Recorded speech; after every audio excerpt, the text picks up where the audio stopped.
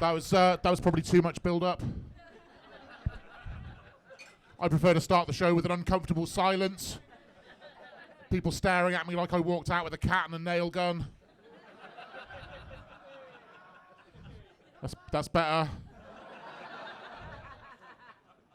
I'm not a chatter. I'm not going to ask anybody any questions. I'm not going to ask anybody what their name is or where they're from or what they do for a living and why and what the best thing about it is and why, and if they're in a relationship, who they're in a relationship with and why, and what the best thing about it is and how long they've managed to drag it out and how much longer they reckon they can drag it out until the other person works out their darkest secret and then leaves them with a few happy memories, but mostly regrets and recriminations and a weird sense of what could have been and several bin bags of shit in the car. I am not going to ask because of respect. I respect that you've come out to be entertained and expect us to have written the material, and in return you should respect that I've got fuck all interest in any of your lives.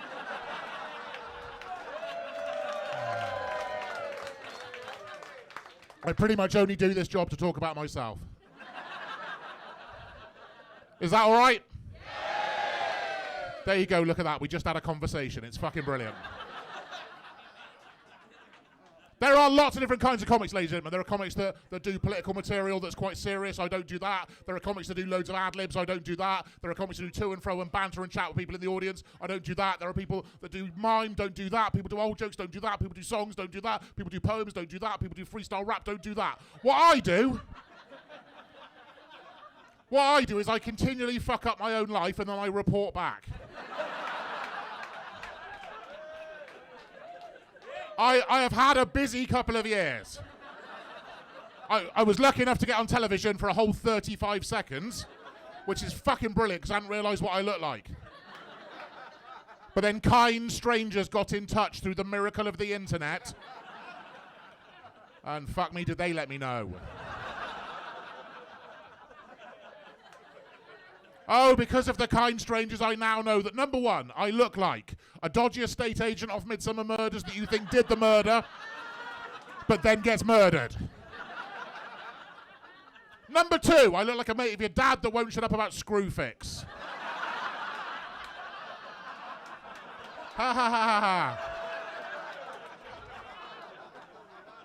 Number three, I look like your Uncle Tony, who's not really your uncle, but twice a year he turns up at your house and talks for 3 hours about the exact route he took to get there and the other routes he'd considered and why those would have been wrong. And then he shows you on an actual fucking map and then he leaves.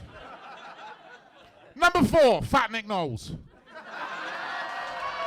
Ha!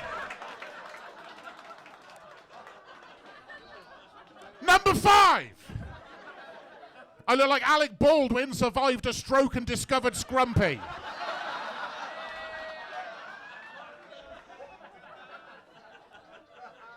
Number six is the most horrifically accurate. Number six, according to 12 different people in 12 different places in the world, I look like Alan Titchmarsh ate Tommy Walsh. Yep. Some of you are too young or too cool to know who those people are.